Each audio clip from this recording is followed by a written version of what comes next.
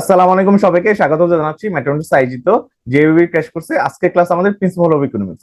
আমাদের principal of economics এর আমরা মডিউল সি তে চলে যাচ্ছি, প্রোডাকশন এন্ড কস্ট। আমরা এই চ্যাপ্টারে প্রোডাকশন নিয়ে কথা বলবো, কস্ট নিয়ে কথা বলবো। আমরা মাইক্রো ইকোনমিক্সে আছি, আমরা কোনো একটা ফার্মের অথবা কোনো একটা মার্কেট প্রোডাকশন নিয়ে কথা বলবো এবং কস্ট নিয়ে কথা বলবো। প্রথম কথা হলো কনসেপ্ট অফ প্রোডাকশন। আসলে প্রোডাকশন জিনিসটা কি?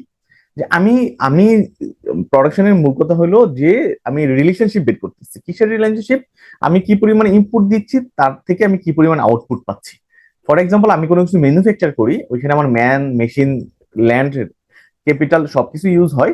তো ওইখানে আমি কি পরিমাণ ইনপুট দিচ্ছি এবং ইনপুট দেওয়ার ফলে কি পরিমাণ আউটপুট আসতেছে। তো আমি যদি শুধু একটা কম্পিউটারের কথা চিন্তা করি, আমি যদি 10 জন লেবার যদি ইউজ করি আমার ইন্ডাস্ট্রিতে, 10 জন লেবার ইউজ করে আমি 10টা প্রোডাক্ট প্রডিউস করতে পারতেছি ডেইলি। তো এটা হলো আমার আউটপুট, যে আমি 10 জন লেবার ইউজ করতেছি আমার ক্যাপিটাল মেশিনারিজ ওইগুলোর সাথে সাথে। তার সাথে সাথে 10 জন লেবার আমাকে কতটুকু আউটপুট দিচ্ছে, 10টা প্রোডাক্ট প্রডিউস করে দিচ্ছে। তো এটা হলো আমার production function, production concept. Total প্রোডাক্টটা কি তাহলে? টোটাল প্রোডাক্টটা হলো আমি আমার আমার যে রিসোর্স গুলো আছে, রিসোর্স গুলো দিয়ে আমি টোটাল যে পরিমাণ প্রোডাক্ট প্রডিউস করি। আমার এক্সাম্পল কি হতে পারে? 2 জন ওয়ার্কার যদি আমি নিয়োগ করি কোনো একটা ইন্ডাস্ট্রিতে, আমি 2 জন ওয়ার্কার যদি নিয়োগ করি কোনো একটা ইন্ডাস্ট্রিতে আমার, সো আমি 2 জন ওয়ার্কার নিয়োগ করলাম। সো 2 জন ওয়ার্কার যখন আমি নিয়োগ করব, আমি যদি 6 ইউনিট প্রডিউস করতে পারি, 3 জন ওয়ার্কার নিয়োগ করলে আমি 9 ইউনিট প্রডিউস করতে পারি। সো এই যে 3 জন ওয়ার্কার ইউজ করে 9 ইউনিট প্রডিউস করতেছি, এটা হলো আমার টোটাল প্রোডাকশন। এটা হলো আমার টোটাল প্রোডাকশন।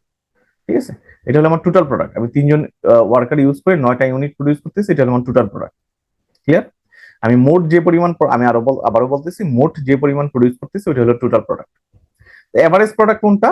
আমি 3 জনকে ইউজ করে আমি 9টা ইউনিট প্রডিউস করতেছি, তাই না? 9টা প্রডিউস করতেছি 3 জনকে ইউজ করে, তাহলে একজন কয়টা ইউনিট প্রডিউস করতেছে?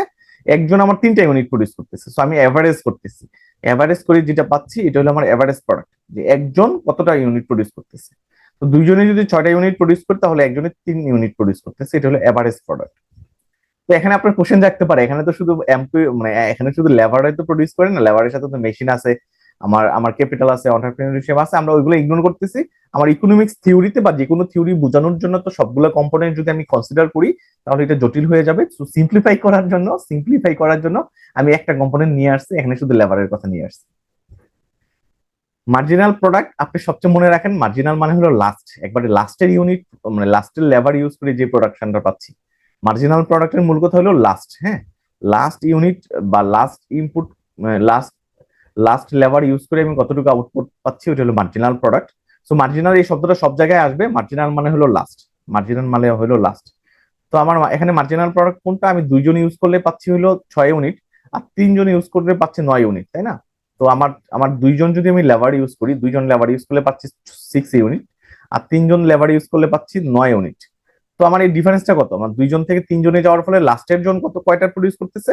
3 ইউনিট প্রডিউস করতেছে। এই যে লাস্টের জন যে 3 ইউনিট প্রডিউস করতেছে, এটা হলো আমার মার্জিনাল প্রোডাক্ট।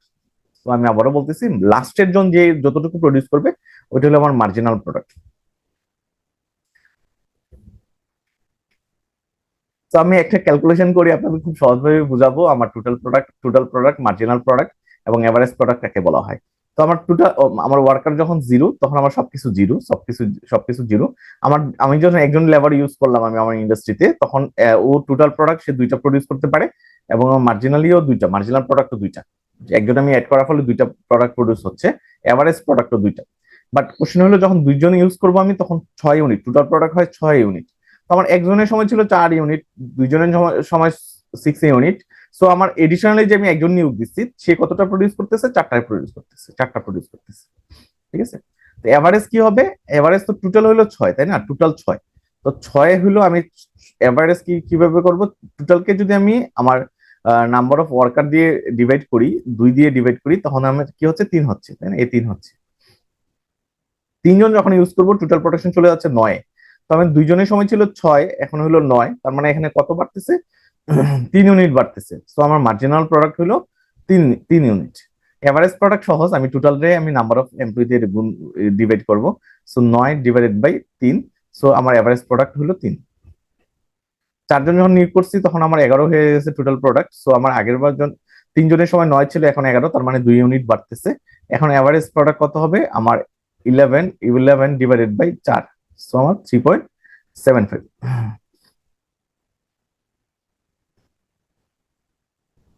তারপর আমি যখন যেটা পারবো, আচ্ছা এটা একটু ভুল আছে, এটা 2.75 হবে, এটা 2.75 হবে। আমি যখন 5 জন ইউনিট করতেছি তখন 10 ইউনিট প্রডিউস হচ্ছে, তখন আমার আমার ইউনিট কমে গেছে। দেখেন মার্জিনাল প্রোডাক্ট কমে গেছে, মার্জিনালি আমার 1 ইউনিট কমে গেছে। আমি 11 জন, আমি যখন 4 জন লেবার ইউজ করছিলাম তখন আমার ছিল টোটাল প্রোডাক্ট 10, আবার 5 জনের সময় আমার কমে গেছে 10-এ নেমে গেছে। কেন হয়েছে এটা জিনিসটা দেখেন, আমার হয়তো ধরেন ওই ইন্ডাস্ট্রিতে মেশিন ছিল 4টা, সো মেশিন ছিল আমার 4টা মেশিন ছিল, তাই না, 4টা মেশিন ছিল। তো 4টা মেশিন থাকার কারণে 4 জনকে ইউজ করছি, প্রোডাকশন বেশি হয়েছে। বাট আমি যখন 5 জন নিয়োগ করবো তখন তো একজন তো বসে থাকবে, তাই না? একজন লেবার বসে থাকবে, সে তো বসে থাকবে না, অন্যদেরকে ডিস্টার্ব করবে, গল্প গুজব করবে, অন্যদেরকে ডিস্টার্ব করবে। তখন ওভার এমপ্লয়েড হলে যেটা হয়, প্রোডাক্টিভিটি কমে যায়। সো আমার মার্জিনাল প্রোডাক্ট কিন্তু নেগেটিভ হয়ে গেছে, -1 হয়েছে। এভারেজ প্রোডাক্ট 2-তে নেমে গেছে, এভারেজ প্রোডাক্ট 10/5, সো 2-তে নেমে গেছে। তো এই কনসেপ্টটা মনে রাখেন, এটা ফিউচারে লাগবে। আমার মার্জিনাল প্রোডাক্ট কিন্তু কমে যায়, নেগেটিভ হয়। কখন নেগেটিভ হয়? আমার কখন নেগেটিভ হয়? যখন আমার ওভার এমপ্লয়েড হয়, এটুকু মনে রাখেন। তো এখানে একটা জিনিস বলছে, হয় marginal product of labour increase initially. এখানে আমি যদি পেছনে যাই একটু দেখেন, আমরা মার্জিনাল প্রোডাক্টের দিকে এই করতে শুধু যদি ফোকাস করি, এই জায়গাটাতে যদি শুধু ফোকাস করি, আমার মার্জিনাল প্রোডাক্ট কিন্তু ইনক্রিজ করছে। আমার শুরুতে 2 ছিল, তারপর 4 হয়েছে, তারপর ইনিশিয়ালি ইনক্রিজ করছে, 2 থেকে 4-এ গেছে, তারপর 3-এ আসছে, তারপর আস্তে আস্তে ডাউন হয়েছে। হ্যাঁ, তো এখানে আমাকে জানতে চাইছে why marginal product of labour increase initially, কেন ইনিশিয়ালি আমার marginal product of labour increase করছিল। কারণটা হলো আমার ওয়ার্ক স্পেশালাইজেশনের কারণে, ওয়ার্কফোর্স স্পেশালাইজেশনের কারণে। আমি যখন একজনকে দিয়ে, আমি যদি একটু পেছনে বারে চলে যাব, আমি যখন 2 জনকে দিয়ে প্রডিউস করতাম, একজনকে দিয়ে প্রডিউস করতাম, অথবা 2 জনকে দিয়ে যখন প্রডিউস করছি, একজনকে দিয়ে যখন প্রডিউস করতাম, সে কি করতো, সব কাজ করা লাগতো। তো সে হয়তো, আপনার ধরেন আমি যদি গার্মেন্টস এর কথা বলি, সে ধরেন সে আহ, আহ, আমার বাটনও লাগাইতো, বাটনও আমার আমার ইউজ, তারপর আমার শার্টের যে বাটন, ওইগুলো সে লাগাইতো, সেলাইও করতো, ঠিক আছে, সে শার্ট সেলাইও করতো। তো স্পেশালাইজেশন ছিল না, সে সব কাজ করতো, একটা শার্টের টপ টু বটম সব সেলাই সে করতো। বাট আমি যখন 2 জন নিয়োগ করব তখন আমার স্পেশালাইজেশন আসবে, একজনে হলো শুধু বাটন বাটন লাগাবে, তো একজন শুধু বাটন করবে, ফিট করবে, আরেকজন হলো শুধু সেলাই করবে, আরেকজন শুধু সেলাই করবে, ঠিক আছে। তো এখানে স্পেশালাইজেশন হওয়ার কারণে আমার ইনিশিয়ালি কি হয়, আমার ইফিসিয়েন্সি বাড়ে, কারণ আমার ডিভাইডেশন অফ ওয়ার্কের কারণে আমি যে কাজটা আমি শুধু শুধু সেলাই করবো, তো আমি কন্টিনিউসলি সেলাই করতে থাকবো, আরেকজন অন্য কাজ করতে থাকবে, তো ইফিসিয়েন্সি বাড়ে। তো আমার এটা স্পেশালাইজেশন একটা কারণ, আর একটা increasing return to scale, initial hiring may lead to proportionally higher increase in production due to the better utilization of resource। তখন আমার ওভার এমপ্লয়েড হয় না, আমার রিসোর্সের বেটার ইউটিলাইজেশন হয়। যেখানে একটা রেস্টুরেন্টের কথা বলছি যে উইথ মোর শেফ, আমার একটা রেস্টুরেন্ট ধরেন, আমার এটা বুফের কথা ধরেন বা কোনো রেস্টুরেন্টের কথা ধরেন, আমি একজন শেফের জায়গায় যদি আমি 2 জন শেফ নিয়োগ দিই, আমার এফিসিয়েন্সি বাড়বে। বাট আমি যদি ওভার হয়ে যায়, আমার যদি 5 জন দরকার না হয়, আমি যদি 5 জন নিয়োগ দিই, তখন কিন্তু আবার এটা ডাউন হবে।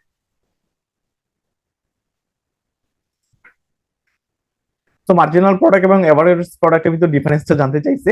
সো এটা আমরা অলরেডি পারি, তাই না, আমরা অলরেডি দেখে আসছি মার্জিনাল প্রোডাক্ট কাকে বলা হয়, এভারেজ প্রোডাক্ট কাকে বলা হয়। তারপর এখানে আমরা ডিফারেন্স আকারে শিখবো যে 1 মোর ইউনিট, আমার মার্জিনাল প্রোডাক্টটা হলো কি 1 মোর, আমি বলছিলাম লাস্ট ইউনিট, তাই না, লাস্ট ইউনিট, অথবা 1 ইউনিট যদি বেশি ইউজ করি, আমি 1 মোর ইউনিট ইন অফ আউটপুট। আমি যদি 1 ইউনিট বেশি ইনপুট দিই, আমি যদি 1 ইউনিট বেশি ইনপুট দিই, লাস্টের ইউনিটের জন্য আমার যে পরিমাণ আউটপুট আসতেছে, এটা হলো মার্জিনাল প্রোডাক্ট।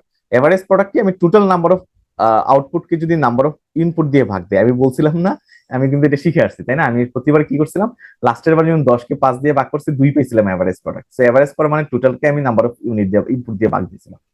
2 নম্বর ডিফারেন্স কি, মেজারমেন্ট। আমি ইম্প্যাক্ট অন এডিশনাল ইনপুট, আমার মেজারমেন্ট আমি কি করি impact of additional input unit, আমি এডিশনালি একজন লেবার নিয়োগ দেওয়ার পরে আমার আউটপুটে কি চেঞ্জ আসতেছে, ওইটা দেখার চেষ্টা করতেছি। আর আমার এভারেজ প্রোডাক্ট হলো ইফিসিয়েন্সি অফ ইনপুট ইউজ, আমার ইফিসিয়েন্সি, এখানে আমার ইফিসিয়েন্সি আমি বোঝার চেষ্টা করতেছি যে আসলে আমি এভারেজে একটা লেবার আমার কতটুকু আউটপুট দিচ্ছে, আমি এটা দিয়ে বুঝি ইফিসিয়েন্সি। টেন কি এটা ভেরিস, আমার ইনিশিয়ালি ইনক্রিজ করে তারপর ডাউন হয়। আর এটা ইনক্রিজ দেন ডিক্রিজ, এটা হলো এভারেজটা হলো শুরুতে ইনক্রিজ করে তারপর ডিক্রিজ করে। তো এটাও শুরুতে ইনক্রিজ করে, আমার মার্জিনাল প্রোডাক্টও শুরুতে ইনক্রিজ করে তারপর ডিক্রিজ করে, আবার নেগেটিভও চলে যায়। হ্যাঁ, টোটালটা আবার নেগেটিভে চলে যায় না, এই যে এভারেজ প্রোডাক্ট আবার নেগেটিভে যায় না, পজিটিভই থাকে। Reflection relation to the production, আমার ইফিসিয়েন্সি রিফ্লেক্ট ইফিসিয়েন্সি চেঞ্জ, আমার ইফিসিয়েন্সি শো করে। আর হলো প্রোডাক্টিভিটি পার ইউনিট, এটা মেজার করতেছি, এভারেজে মেজার করতেছি পার ইউনিটে আমি কত প্রডিউস করতেছি, পার ইউনিট ইনপুটে আমি কত প্রডিউস করতেছি। ইন্টারসেকশন পয়েন্ট আমরা এগুলো ডিটেলে পরবর্তীতে শিখবো। আমার এখানে জাস্ট একটু ভাষা আইডিয়া রাখেন। আমার একটু মার্জিনাল রেভিনিউ, মার্জিনাল কস্ট, হ্যাঁ, এটা হলো মার্জিনাল রেভিনিউ, মার্জিনাল কস্ট, আর এটা হলো মার্জিনাল রেভিনিউ, মার্জিনাল রেভিনিউ, হ্যাঁ।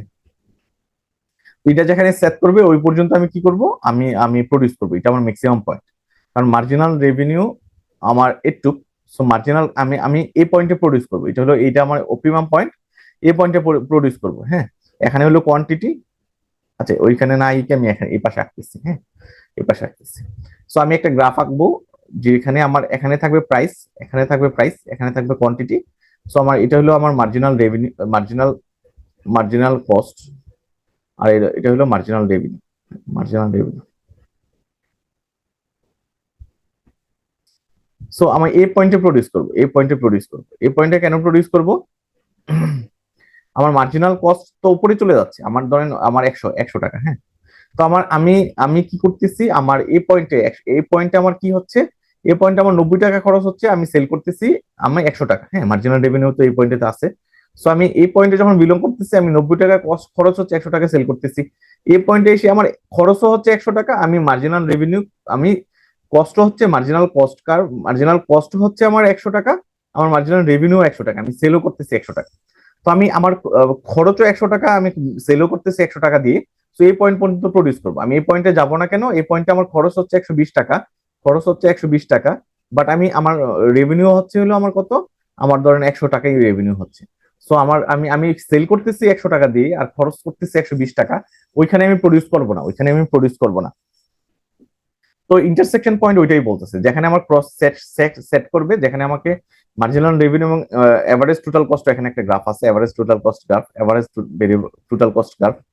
তো এভারেজ টোটাল কস্ট গ্রাফ যেখানে সেট করবে মার্জিনাল, ওইখানে আমি কি করব, ওইখানে আমি কি করব, প্রডিউস করব।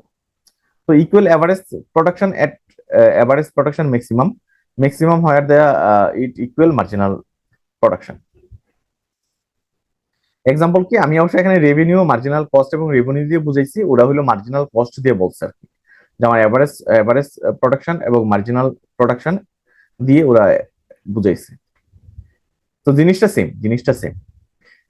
এক্সাম্পল কি, adding working raise output to one, মানে একজন আমি লেবার যদি ইনপুট বেশি দিই, তখন আমি 100 থেকে 110-এ যাচ্ছি, সো মার্জিনাল প্রোডাকশন হচ্ছে 10। আর 5 worker produce 110 unit, so per worker produce করতেছে 22 ইউনিট। এটা হলো এক্সাম্পল।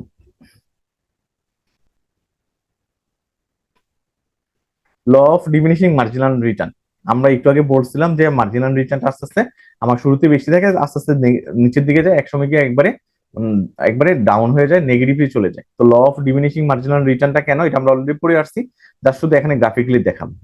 তো এখানে টোটাল আউটপুট দেখেন, এখানে টোটাল আউটপুটটা দেখাচ্ছে এই গ্রাফে, ঠিক আছে। এখানে মার্জিনাল আউটপুট।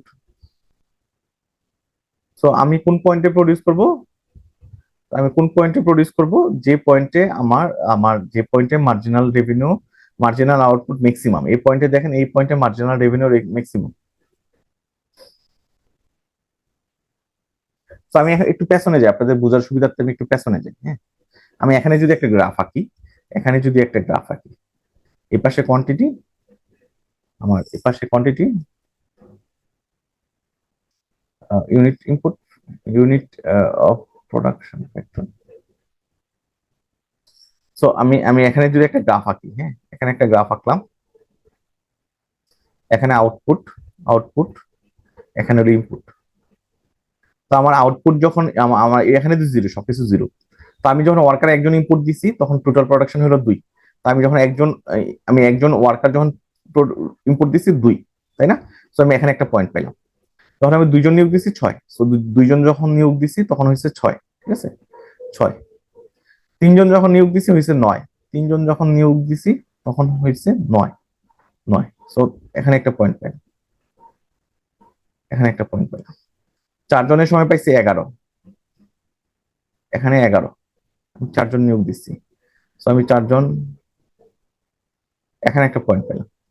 তারপর 5 জনের সময় হয়ে গেছে 10, আমি যখন 5 জন নিয়োগ দিছি তখন হয়ে গেছে 10। ঠিক আছে, কমে গেছে, এই বরাবর হবে, কমে গেছে। তো আমি যদি একটা ড্র করি আমি কিন্তু এইটা পাবো, তাই না? এটা হলো আমার টোটাল টোটাল প্রোডাকশন। হ্যাঁ, তো আমি টোটাল প্রোডাকশন ড্র করছি, এখন মার্জিনাল প্রোডাকশন ড্র করব আর এভারেজ প্রোডাকশন ড্র করব। তো মার্জিনাল প্রোডাক্ট দেখেন, আমার মার্জিনাল প্রোডাকশন হলো কি, আমার একজন যখন ছিল তখন ছিল 2, একজন যখন ছিল তখন ছিল 2, এই পয়েন্টটা শুরু। তো যখন আমার 2 জন হয়েছে তখন 4, যখন 2 জন হয়েছে তখন তখন ধরেন এই 4, এই পয়েন্টে। হ্যাঁ, সো আমার এই পয়েন্ট, এখানে একটা পয়েন্ট, এখানে একটা পয়েন্ট। 3 জন যখন হয়েছে তখন আমার 3, 3 জন যখন হয়েছে তখন আমার 3, আর একটু নিচে নেমে গেছে 3। 4 হইলে তখন আমার 2, 4 যখন হয়েছে তখন 2, আর একটু নিচে নামছে। 5 হইলে তখন আমার মাইনাস। তো আমি কিন্তু এখানে যে এই যে একটা গ্রাফ পাচ্ছি, এই যে একটা গ্রাফ পাচ্ছি, এটা কিন্তু মার্জিনাল প্রোডাক্টের গ্রাফ। ঠিক আছে, তো আমি এভারেজ প্রোডাক্টও কিন্তু এভাবে গ্রাফ আঁকতে পারি, গ্রাফে শো করতে পারি। তো এই জিনিসটা এখানে করছে ওরা, যে আমার টোটাল প্রোডাকশন কিন্তু আমার কি হয়েছে, টোটাল প্রোডাকশন আমার কি হয়েছে, এইভাবে আস্তে আস্তে আমি যখন গ্রাফে ড্র করছি আমার টোটাল প্রোডাকশন বাড়ছে, একটা সময় এসে কমার দিকে গেছে। আর আমার আমার এই আমার মার্জিনাল, এটা হলো মার্জিনাল আউটপুট, এটা হলো মার্জিনাল আউটপুট। তো মার্জিনাল আউটপুট শুরুতে বাড়ছে, আস্তে আস্তে কমের দিকে গেছে, আস্তে এক সময় নেগেটিভের দিকে চলে গেছে। তো আমার কনসার্ন হলো মার্জিনাল নিয়ে আর কি, law of diminishing marginal return.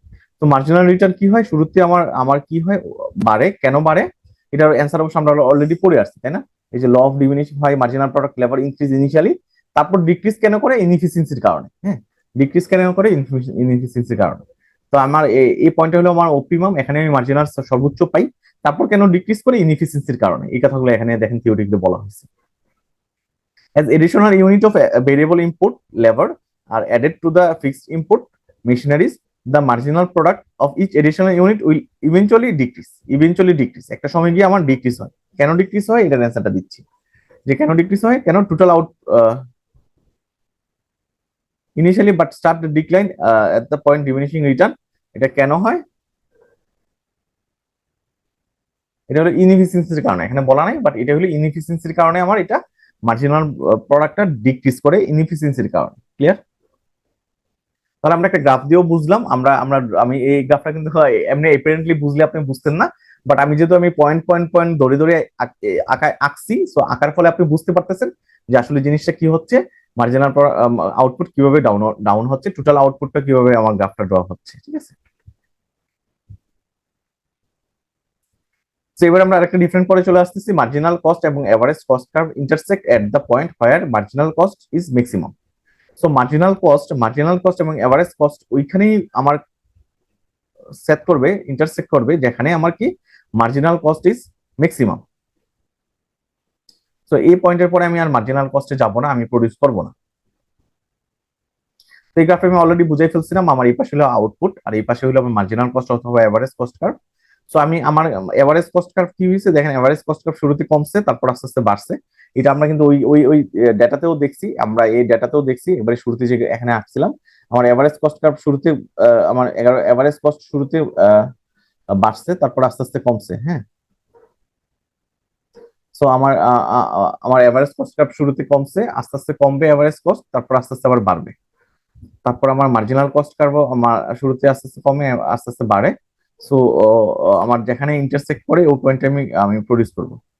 Marginal cost R average cost যেখানে ইন্টারসেক্ট করে ওইখানে আমি কি করব, প্রডিউস করব।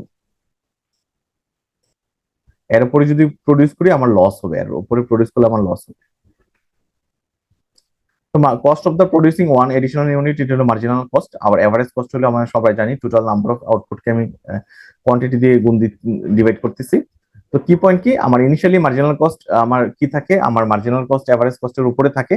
সো আমার আমার ইনিশিয়ালি মার্জিনাল কস্ট দেখেন, মার্জিনাল কস্ট আমার ইনিশিয়ালি কি বলছে, যে ইনিশিয়ালি মার্জিনাল কস্ট ছোট থাকে, ইনিশিয়ালি মার্জিনাল কস্ট ছোট থাকে, মার্জিনাল কস্ট ছোট থাকে এভারেজ কস্টের চেয়ে। বাট পরবর্তীতে কি হয়, আমার পরবর্তীতে কি হয়, যে আমার মার্জিনাল এভারেজ কস্ট বড় হয়ে যায়, মার্জিনাল কস্ট বড় হয়ে যায় এভারেজ কস্টের চেয়ে। ইন্টারসেকশন পয়েন্ট যেখানে দুইটা সেট করছি, being the intersection point marginal cost যখন বড় হয়ে যায় মার্জিনাল এভারেজ কস্টের চেয়ে, marginal starts to pull the average cost curve upward. আমার এভারেজ কস্ট কার্ভকে সে টেনে উপরে তুলে নিয়ে যায়। দেখেন এভারেজ কস্ট কার্ভকে যখন এটা মার্জিনাল কস্ট ক্রস করছে, তখন এভারেজ কস্ট কার্ভ কিন্তু এতক্ষণ পর্যন্ত কমতেছিল, এই পর্যন্ত কিন্তু এভারেজ কস্ট কার্ভ কমতেছিল, তাই না? যখনই আমার এটাকে আমার ক্রস করে উপরে চলে গেছে, তখন আমি এভারেজ কস্ট কার্ভকে টেনে আমি উপরে নিয়ে যাচ্ছি, এভারেজ কস্ট কার্ভকে টেনে উপরে নিয়ে যাচ্ছি, এই পয়েন্টে এই কথাটা বলছে। ইমপ্লিকেশনটা কি? Intersection point signify where the product producing at additional unit cost the same as the average cost of at all unit. It also indicate the minimum point on the average cost curve. এই আমি বলতেছি যেখানে intersect করতেছে এই পয়েন্টটা হলো আমার minimum cost, আমার এভারেজ কস্টের মিনিমাম পয়েন্ট, যেখানে আমার ইন্টারসেক্ট করবে, যেখানে আমার মার্জিনাল কস্ট এভারেজ কস্ট কার্ভকে ইন্টারসেক্ট করবে, এটা হলো আমার মিনিমাম পয়েন্ট, এভারেজ কস্টের মিনিমাম পয়েন্ট। তো আমি আবারও রিপিট করতেছি, আমার কোশ্চেনটা ছিল মার্জিনাল কস্ট এবং average cost curve intersect at the point, ওই পয়েন্টে ইন্টারসেক্ট করবে যেখানে মার্জিনাল কস্ট ইজ ম্যাক্সিমাম, যেখানে মার্জিনাল কস্ট ইজ ম্যাক্সিমাম, এখানে মার্জিনাল কস্টটা ম্যাক্সিমাম, এরপরে গেলে মার্জিনাল কস্ট বাড়তে থাকে। এটা এক্সপ্লেন করতে বলছে। সো আপনি এভাবে একটা গ্রাফ আঁকবেন, গ্রাফে কি আপনি এই কথাগুলো বলবেন যে মার্জিনাল কস্ট শুরুতে কি হয়, এভারেজ কস্টের নিচে থাকে, আস্তে আস্তে আমার যখন আমাকে average marginal cost average cost কার্ভকে ক্রস করে, তখন মার্জিনাল কস্ট বেশি হওয়ার কারণে আমার এভারেজ কস্ট আস্তে আস্তে বাড়তে থাকে। তো আমার আমার এই যেখানে ইন্টারসেক্ট করছে ওই পয়েন্টটা হলো আমার ইমপ্লিকেশনটা কি, বটম লাইনটা কি, মূল কথা কি, আমার যেখানে মার্জিনাল কস্ট এভারেজ কস্ট কার্ভকে ইন্টারসেক্ট করছে ওই পয়েন্টটা হলো আমার এভারেজ কস্টের সবচেয়ে বটম লাইন, ওই পয়েন্টটা হলো আমার এভারেজ কস্টের সবচেয়ে বটম লাইন। এখন এই বটম লাইনের ইমপ্লিকেশন আমরা পরবর্তী স্লাইডগুলোতে দেখবো, ওইখানে আলোচনা আসবে। What is isoquant map, what does an isoquant map reflect, আমার আইসোকন্ট ম্যাপটা কি, এটা কি রিফ্লেক্ট করে? তো আইসোকন ম্যাপ বলতেছে এটা একটা গ্রাফিক্যাল রিপ্রেজেন্টেশন। প্রথম কথা হলো আইসোকন ম্যাপ, একটা ম্যাপ হলো গ্রাফিক্যাল রিপ্রেজেন্টেশন, এটা সব ম্যাপের জন্য সত্য। ম্যাপ হলো একটা গ্রাফিক্যাল রিপ্রেজেন্টেশন। তো আইসোকন ম্যাপটা কিসের গ্রাফিক্যাল রিপ্রেজেন্টেশন? এখানে বলতেছে আমি দুইটা জিনিস দিয়ে প্রডিউস করব। আমরা তো জানি প্রোডাকশনের কম্পোনেন্ট হলো চারটা, তাই না? ল্যান্ড, লেবার, আমি এই ল্যান্ড দিয়ে আমি ল্যান্ড, ল্যান্ড বলতেছি ল্যান্ড, লেবার, ক্যাপিটাল আর এন্টারপ্রেনারশিপ, তাই না? সো আমি চারটা তো আসলে গ্রাফে আনা সম্ভব না, আমি দুইটা আনতেছি, যে ক্যাপিটাল আনতেছি আর লেবার আনতেছি। তো ক্যাপিটাল আবার লেবার আমি সেম মানে কোনো একটা পরিমাণ ক্যাপিটাল এবং লেবার ইউজ করে আমি কি করতে পারি, আমি কি মানে কি পরিমাণ প্রোডাক্ট প্রডিউস করতে পারি, ওইটা যখন গ্রাফিক্যালি রিপ্রেজেন্ট করব, ওইটা হলো আমার আমার আইসোকন কার্ভ হবে।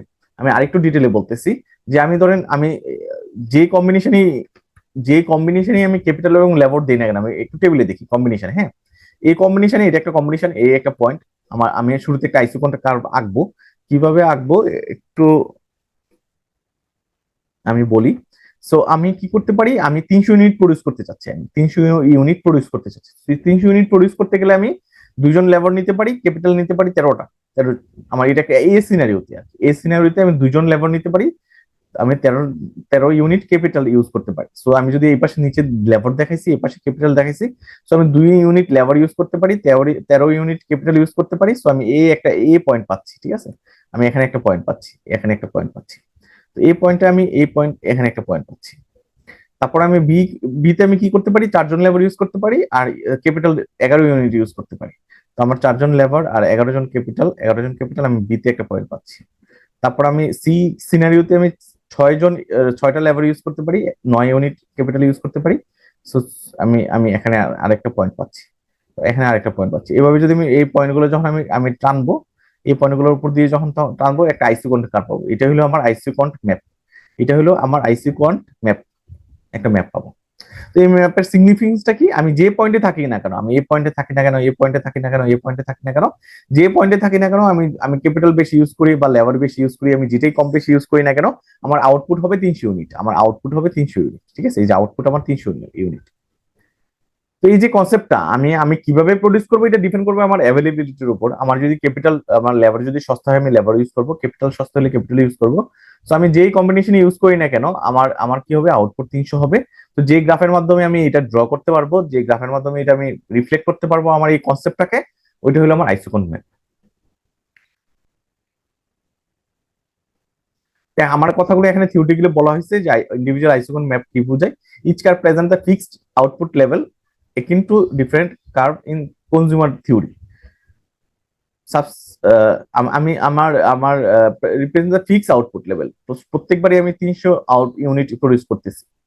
সাবস্টিটিউবিলিটি, আমি ল্যান্ড বেশি ইউজ করবো না ক্যাপিটাল বেশি ইউজ করবো, এটা কিন্তু আমার উপর ডিপেন্ড করতেছে। আমি লেবার বেশি ইউজ করবো না ক্যাপিটাল বেশি ইউজ করবো, আমি সাবস্টিটিউট করতে পারি, এখানে দেখেন আমি আমি কি করছি, আমি 13 থেকে 11তে চলে আসছি, আমি 2 জন স্যাক্রিফাইস করছি, 2টা লেবার কম ইউজ করতেছি, সরি 2 ইউনিট ক্যাপিটাল কম ইউজ করতেছি।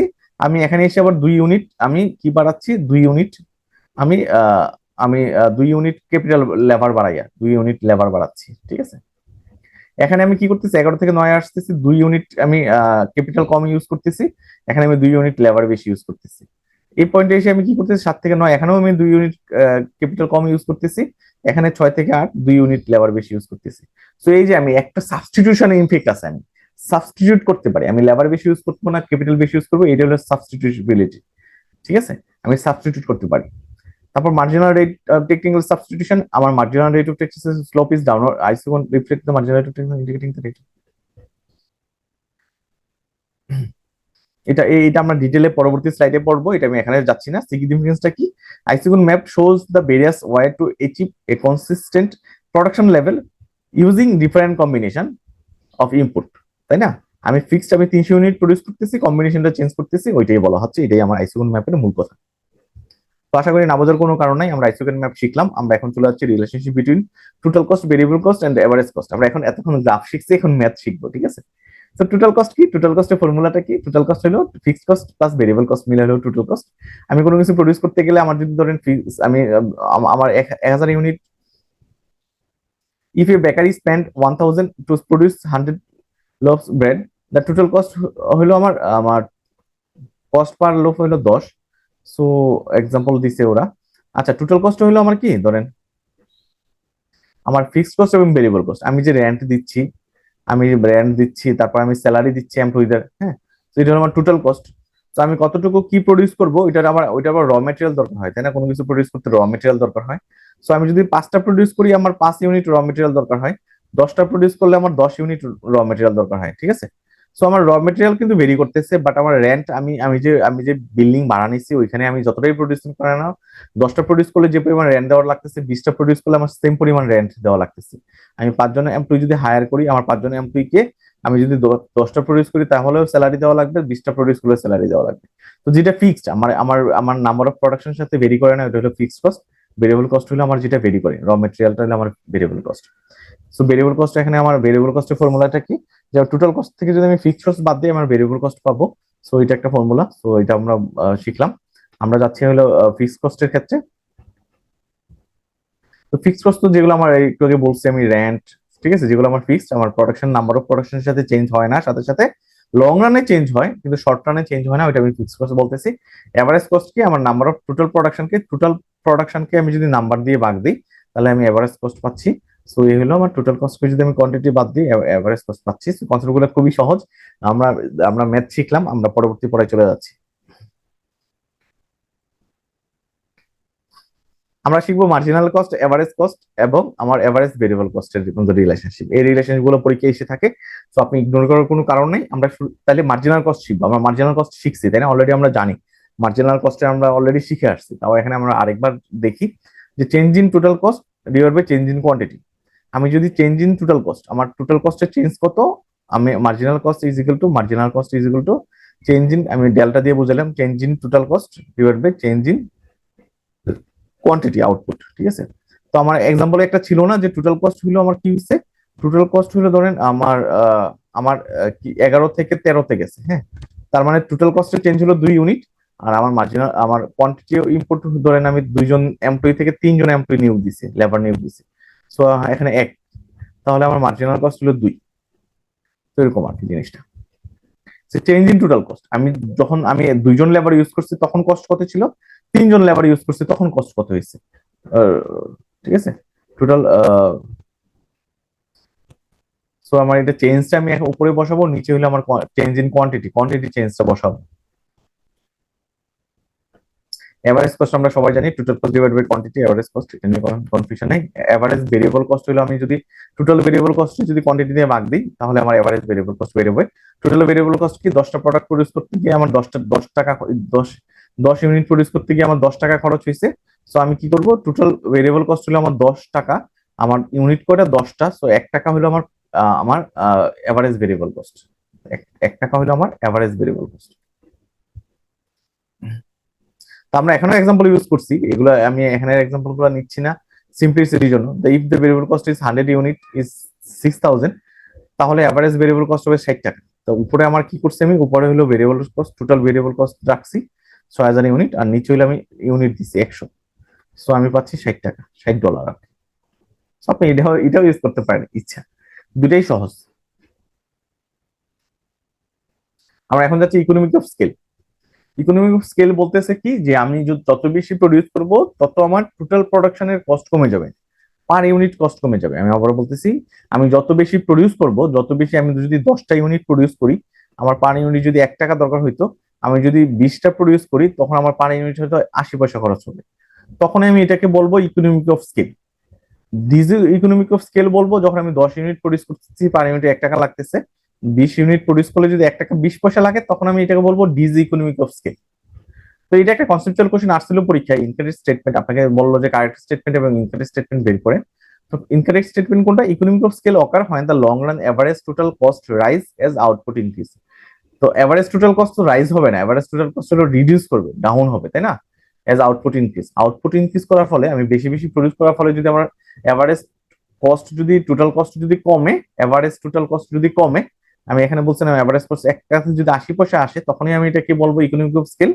1 টাকা থেকে যদি 1 টাকা বেশি 20 পয়সা যায়, তখন হবে আমার ডিসইকোনমিক অফ স্কেল। তো এখানে যেটা বলছে কস্ট রাইজ, রাইজ মানে 1 টাকা 20 পয়সা চলে যাচ্ছে, এটা ডিসইকোনমিক স্কেল হবে, ইকোনমিক অফ স্কেল হবে না। তাহলে ইকোনমিক অফ স্কেল কোনটা?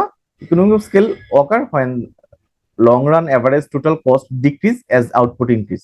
যে আমি কি করতেছি, 10টা থেকে 20টা যখন যাচ্ছি, আমার 1 টাকা থেকে আমার কস্ট 80 পয়সা চলে আসতেছে, ওইটা হবে আমার ইকোনমিক অফ স্কেল। তো আশা করি কারো কোনো সমস্যা নেই, আমরা পরবর্তী পড়ায় চলে যাচ্ছি।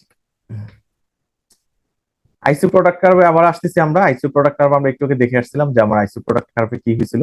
সো আমি একটা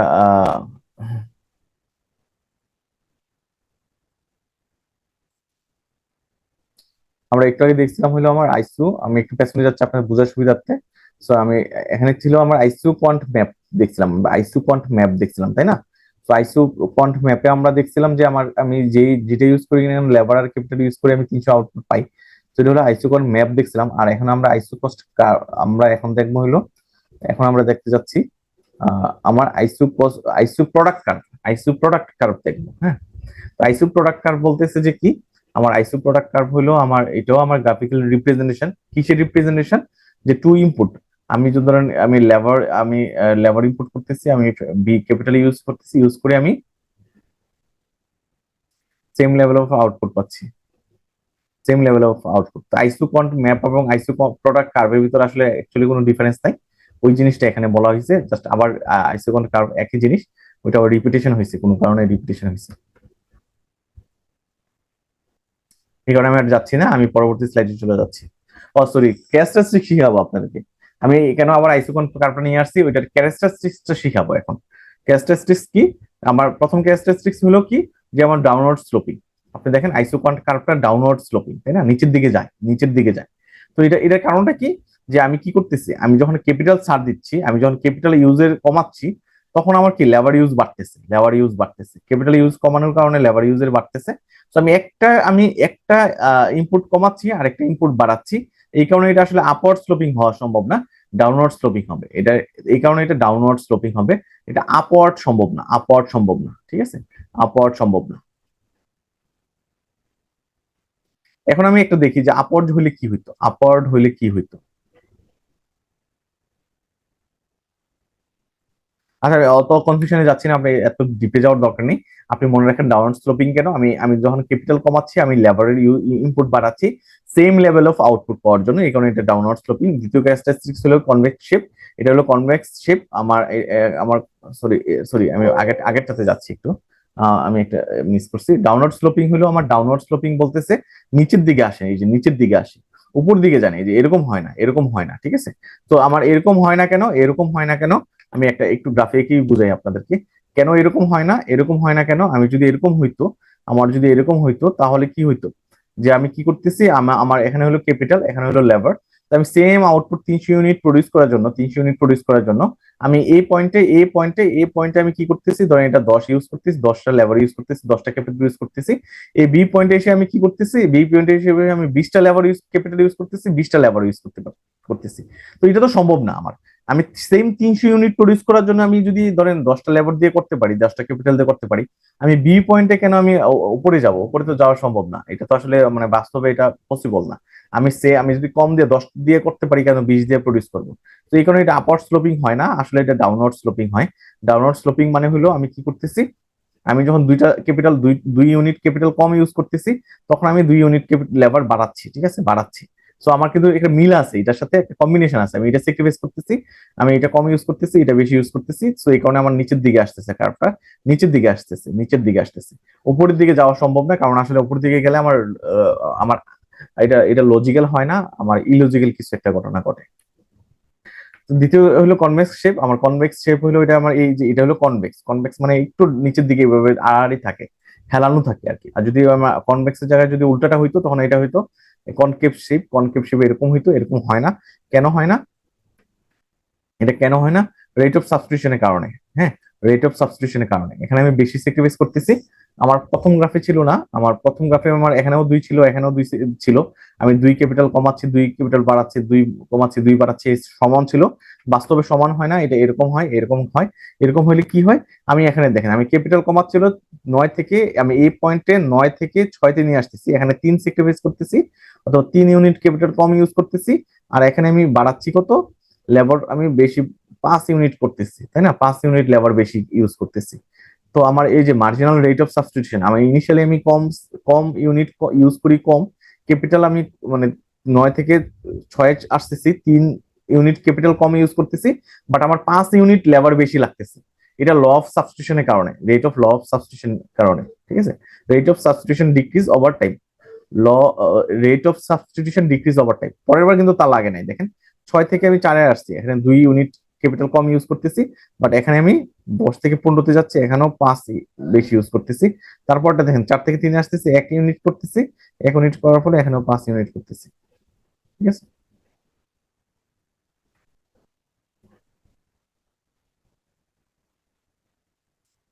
তো এই ছিল কনভেক্স শেপ। আমার কনভেক্স শেপ এই কারণে হয়, আমার কনকেভ হয় না, কনকেভ হয় না। তো তারপর হলো নন ইন্টারসেক্টিং, একটা আরেকটাকে ইন্টারসেক্ট করবে না। ইন্টারসেক্ট করবে না এই পড়াটা না, আমরা এই যে ইনডিফারেন্ট ইয়া পড়ছিলাম না, আইসু। তো আচ্ছা, ওইদিকে যাচ্ছি না। আমরা এটা গত ক্লাসে এই কনসেপ্ট গুলো পড়ছিলাম, ইন্টারসেক্ট হয় না। সো ইন্টারসেক্ট হয় না, নন ইন্টারসেক্টিং কেন? আমার নন ইন্টারসেক্টিং কেন এটা? আমার যদি নন ইন্টারসেক্টিং হয়, কনফ্লিক্ট ক্রিয়েট করে, ঠিক আছে, কনফ্লিক্ট ক্রিয়েট করে। সো আমার এটা কখনো ইন্টারসেক্ট করে না, একটু মনে রাখেন। যে কারণ হায়ার লেভেল অফ আউটপুট, তারপর হলো স্মুথনেস থাকবে, স্মুথ কনভেক্স আইসোকন্ট, স্মুথনেস থাকবে, কনস্ট্যান্ট আউটপুট। আমি কিন্তু কনস্ট্যান্ট আউটপুট পাচ্ছি। আমি এই পয়েন্টে আমি 300 ইউনিট আউটপুট পাচ্ছি, 300 ইউনিট আউটপুট পাচ্ছি। এই পয়েন্টেও 300 ইউনিট আউটপুট পাচ্ছি। সো আমি কনস্ট্যান্ট আউটপুট পাচ্ছি, আমার আউটপুটে চেঞ্জ হচ্ছে না। আমি যে কোনো পয়েন্টেই আমি থাকি না কেন, 300 ইউনিট আমি আউটপুট পাচ্ছি। এখানে বলতেছে কনসিস্টেন্ট আউটপুট, আমার আউটপুট সেম। স্মুথনেস বলতেছে যে কি, যে small change in input result in small change in output, showing the smooth relationship. আমি কি করতেছি, এখানে অল্প চেঞ্জ করার ফলে এখানে অল্প আমার আমি আম, বাড়াচ্ছি। সরি, এটা না, আমার স্মুথনেসটা বলতেছে, ধরেন আমি 300 ইউনিট প্রডিউস করার জন্য আমি কি করতেছি, এই পয়েন্টে আমি ধরেন 10টা ক্যাপিটাল ইউজ করতেছি আর 10টা লেবার ইউজ করতেছি। আমি এই পয়েন্টে 5টা ক্যাপিটাল ইউজ করতেছি, আমি 15টা লেবার ইউজ করতেছি। তো আমি যদি 300-র জায়গায় যদি ধরেন 600 ইউনিট প্রডিউস করতে যাই, 600 ইউনিট, এটা আমি লাস্টেটা আলোচনা করতেছি, স্মুথনেস আলোচনা করতেছি। তো আমি যদি 600 ইউনিট প্রডিউস করতে যাই, 600 ইউনিট যদি প্রডিউস করতে যাই, তাহলে হয়তো এখানে আসবে, গ্রাফটা এখানে আসবে। তো তখন আমার কি লাগবে, ডাবল দরকার হবে। আমার ডাবল দরকার হবে, ঠিক আছে, ডাবল দরকার হবে। তখন আমার কি লাগবে, ধরুন আমার এখানে 10 লাখ ছিল, এখন 20 লাগবে, যেহেতু ডাবল হয়ে গেছে আমার আউটপুট, 300 থেকে 600-তে চলে গেছে। তো তখন আমার 20 ইউনিট ক্যাপিটাল লাগবে। আর এখানেও 20 ইউনিট হলে আমার লেবার লাগবে, 20 ইউনিট লেবার দরকার হবে। আর এখানে আমি যদি এটা এ পয়েন্ট বলি, বি পয়েন্টও সেম আমার বেশি লাগবে। তো স্মুথনেস থাকবে, এমন হবে না যে 600 ইউনিট প্রডিউস করতে গেলে আমার 50 ইউনিট ক্যাপিটাল লাগবে, ওইরকম হবে না। তো এটাই বলছে, স্মুথনেস থাকতে হবে, স্মুথনেস থাকতে হবে। তো এই 5টা ক্যারেক্টারিস্টিক ছিল আইসোকন ম্যাপের। আমরা 5টা ক্যারেক্টারিস্টিক সুন্দরভাবে শেষ করছি। আমরা পরবর্তী পড়ায় চলে যাচ্ছি। ড্র দ্য আইসো কস্ট কার্ভ। আমরা আসলে এই যে আইসো কস্ট কার্ভ নিয়ে অনেক কথা বলছি, আইসোকন ম্যাপ নিয়ে অনেক কথা বলছি, এটা কিভাবে ড্র করি এটা আমরা এখানে আলোচনা করবো, কিভাবে ড্র করি।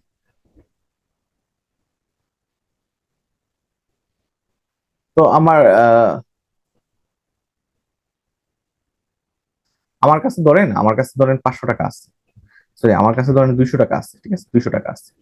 তো আমার কাছে 200 টাকা আছে, ওইটা দিয়ে আমি প্রডিউস করবো।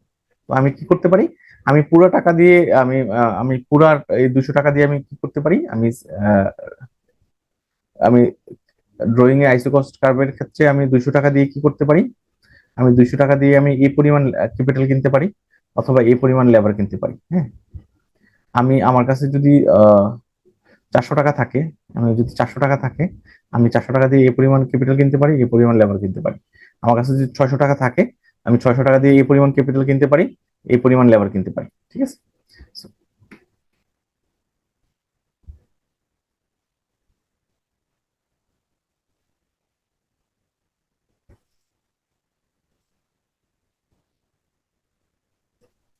তো আমি যখন আমি এই পয়েন্ট থেকে যদি এই পয়েন্ট যখন ড্র করবো, তখন আইসোকন ম্যাপ পাবো, ওই কথাটাই বলছি। আমি যখন এই পয়েন্ট থেকে পয়েন্ট ড্র করবো, আইসোকন ম্যাপ পাবো। একটু দেখি ভিতরে কি বলছে। Calculate the maximum input, use the total cost to find maximum possible quantity of labour and capital.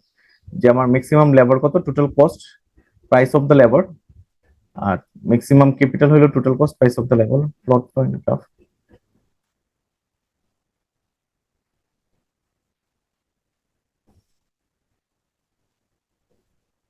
আমি আরেকবার রিপিট করতেছি। ধরেন কোন একটা প্রডিউসার, এগুলো তো আমরা কস্ট কার্ভ, আমরা প্রডিউসারের বিপরীত থেকে চিন্তা করতেছি, তাই না? প্রডিউসারের বিপরীত থেকে চিন্তা করতেছি। প্রডিউসারের কাছে 200 টাকা আছে। সো এটা হবে না, এটা হবে না, এই দুইটা কাটা। সো আমার 200 টাকা আছে, সে 200 টাকা দিয়ে কি করতে পারে, এই পরিমাণ ক্যাপিটাল কিনতে পারে, এই পরিমাণ লেবার কিনতে পারে। সো যখন আমি এটাকে টানবো, তখন একটা আইসোকন কার্ভ পাবো। আমি যদি 400 টাকা থাকে, তার তার যদি 400 টাকা থাকে, তখন সে বেশি কিনতে পারবে, বেশি লেবার কিনতে পারবে, বেশি ক্যাপিটাল কিনতে পারবে। 600 টাকা থাকলে বেশি লেবার কিনতে পারবে, বেশি ক্যাপিটাল কিনতে পারবে। যখন আমি টানবো, তখন আইসোকন কার্ভ পাবো। একটু মনে রাখেন। Understanding the cost benefit analysis. Cost বেনিফিটের মূল কথা হলো, আমি কোনো কিছু প্রডিউস করতে গিয়ে আমার কস্ট কত হচ্ছে আর বেনিফিট কত পাচ্ছি। তো বেনিফিট কি, কস্ট কোনটা? কস্ট হলো আমার আমার টোটাল কস্ট, আর বেনিফিট হলো আমার টোটাল রেভিনিউ। ঠিক আছে। তো এটা কি, compare the cost and benefit, আমি কস্টের সাথে বেনিফিট কম্পেয়ার করতেছি। তো টোটাল কস্ট যদি আমার 50 টাকা হয়, টোটাল রেভিনিউ যদি আমার ধরেন 50 টাকা হয়, তাহলে কিন্তু আমার কস্ট এবং রেভিনিউ সমান। সো আমার কোনো প্রফিট নেই, zero profit, zero economic profit.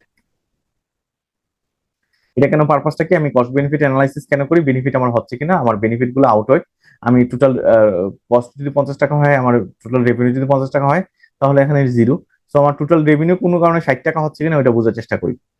প্রসেসটাকে identify and quantify the both the cost and benefit. আমি কস্ট এবং বেনিফিট যখন আইডেন্টিফাই করবো, তখন আমি কস্ট বেনিফিট অ্যানালাইসিস করতে পারবো। তো important of cost benefit analysis, একটা ফার্মের জন্য কস্ট বেনিফিট অ্যানালাইসিস কেন ইম্পর্টেন্ট? ফাইন্যান্সিয়াল বায়াবিলিটি কাউন্ট করার জন্য, আমার রিসোর্স অ্যালোকেশনের জন্য। আমি যদি আমার রিটার্ন যদি না থাকে, আমার কস্ট এবং বেনিফিট যদি সমান থাকে, তাহলে কিন্তু আমি ওই প্রজেক্ট নিব না। যে প্রজেক্টের ধরে আমার কস্টের চেয়ে বেনিফিট বেশি, ওই প্রজেক্ট নিব। রিস্ক মিটিগেশনের জন্য আমি বুঝি যে আমার লস হবে না, ওইটা মিটিগেট করার জন্য আমি এটা জানা দরকার। ইমপ্রুভ ডিসিশন মেকিং, আমি ভালো আমার প্রজেক্ট নিব যেগুলোতে লাভ বেশি হয়, আমার যেগুলোতে লস হয় এগুলো নিব না। আবার আমি আইসোকন ম্যাপে চলে আসছি, মানে marginal rate of technical substitution. Marginal rate of technical substitution আপনাদের অলরেডি বুঝাই ফেলছি। আমি কি করতেছি, এখানে দেখেন, এখানে আমি কি করতেছি, এখান থেকে এখানে আসতেছি। সো আমি এখানে আচ্ছা, এখানে যেটা বলতেছে যে isoquant and marginal rate of technical substitution. Marginal rate of technical substitution বলতেছে, আচ্ছা এটা আমি খুব সহজ করে বুঝাই। হ্যাঁ, ধরেন এই পয়েন্টে কি করতেছি, এই পয়েন্টে আমি কি করতেছি, 5 ইউনিট ক্যাপিটাল ইউজ করতেছি, আর ধরেন এখানে 1 ইউনিট হলো লেবার ইউজ করতেছি। তো আমার এখানে কিন্তু আমি ক্যাপিটাল বেশি ইউজ করতেছি। তো marginal rate of technical substitution বলতেছে যে আমি শুরুতে, আমার ইনিশিয়ালি আমি যেহেতু ক্যাপিটাল বেশি ইউজ করতেছি, তো ক্যাপিটাল আমি বেশি কম ইউজ, মানে অনেক পরিমাণ আমি ক্যাপিটালের ইউজ কমায় ফেলবো। আমি 5 থেকে সরাসরি আমি 3-এ নিয়ে আসতেছি। তার মানে 2 ইউনিট, এই যে 2 ইউনিট ক্যাপিটাল কম ইউজ করতেছি, সেম 300 ইউনিট প্রডিউস করার জন্য, কথার কথা 300 ইউনিট প্রডিউস করার জন্য। ঠিক আছে। তো শুরুতে আমি বেশি ক্যাপিটালের ইউজ কমাচ্ছি, এবং মাত্র 1 ইউনিট লেবার বেশি ইউজ করে ওইটা আমার সেম লেভেলের প্রোডাকশন করতেছে। আমি এ পয়েন্ট এবং বি পয়েন্ট, আমি এ পয়েন্টও 300 ইউনিট প্রডিউস করতাম, বি পয়েন্টও 300 ইউনিট প্রডিউস করতেছি। এই এ পয়েন্টে আমি আমি 5 ইউনিট ক্যাপিটাল ইউজ করছি এবং 1 ইউনিট লেবার ইউজ করছি। সো আমি কি করছি, এ পয়েন্টে এসে আমি 2 ইউনিট ক্যাপিটাল কমাই ফেলছি মাত্র 1 ইউনিট লেবার বাড়ানোর ফলে। ঠিক আছে, 1 ইউনিট লেবার বাড়ানোর ফলেই আমার 2 ইউনিট ক্যাপিটাল কমে যাচ্ছে। তো এটার মিনিংটা কি, তারপরে কি হয়েছে দেখেন, তারপরে আমি ক্যাপিটাল 1 কমাইছি এবং লেবার 1 বাড়াইছি। হ্যাঁ, আমি এখানে ক্যাপিটাল 3 থেকে 2 চলে আসছে আর 2 থেকে 3 গেছে। তো আমার শুরুতে আমি বেশি ক্যাপিটাল কমানো লাগছে, তারপরে আস্তে আস্তে কম কমানো লাগছে, তারপরে আরো কম কমানো লাগছে ক্যাপিটাল। তো এটা হলো marginal rate of technical substitution. এর আরেকটা কনসেপচুয়ালি মনে রাখেন, আরেকটা জিনিস কনসেপচুয়ালি মনে রাখেন, আমি কোনো কিছু প্রডিউস করতে গিয়ে 300 ইউনিট প্রডিউস করতে গিয়ে আমি তো শুরুতে বেশি লেবার ইউজ করছিলাম, তাই না? সরি, বেশি ক্যাপিটাল ইউজ করছিলাম, অনেক বেশি ক্যাপিটাল ইউজ করছিলাম, 5 ইউনিট ক্যাপিটাল ইউজ করছিলাম। তো আমার ইনিশিয়ালি আমি কি করতে পারি, যে আমার আমার 5 ইউনিট ক্যাপিটাল, আমি ক্যাপিটাল অনেক, মানে ক্যাপিটালের পরিমাণটা আমি বেশি কমায়া আমি অল্প লেবার বাড়ানোর ফলে এটা কাভার হয়ে যাচ্ছে। এভাবে মনে রাখেন, ইনিশিয়ালি আমি লেবারের পরিমাণ অল্প বাড়ানোর ফলেই আমার কাভার হয়ে যাচ্ছে, বাট পরবর্তীতে কিন্তু আবার একটু বেশি লেবার ইউজ করা লাগতেছে। তো এটাকে বলা হচ্ছে marginal rate of technical substitution. তো এখানে আমার একটা শর্টেজ আছে, আমি বলি আমার একটা প্রবলেম হয়ে গেছে কি আজকের ক্লাসে, আমি যে এই যে গ্রাফগুলো আঁকছি, হ্যাঁ, এগুলো তো আমি কোথাও থেকে নিছি। আপনি, আমার প্রবলেম হয়ে গেছে আমি ক্লাসে একটু টাইমে গেছি কেন, আমার যে এই গ্রাফটা যে ছিল, এখানে যে গ্রাফটা ছিল, এখানে আমি সবসময় 2 2 ছিল, কিন্তু এটা 2 2 হবে না। এখানে 2 ছাড়ছি, এখানে 2 বাড়াইছি, 2 ছাড়ছি, 2 বাড়াইছি, এটা হবে না আসলে, 2 হয় না কখন, এখানে 2 হয় না। শুরুতে আমি হয়তো 3 ছাড়ছিলাম, 2 বাড়াইছি, এরকম হয়, একটু ভেরি করে আর কি।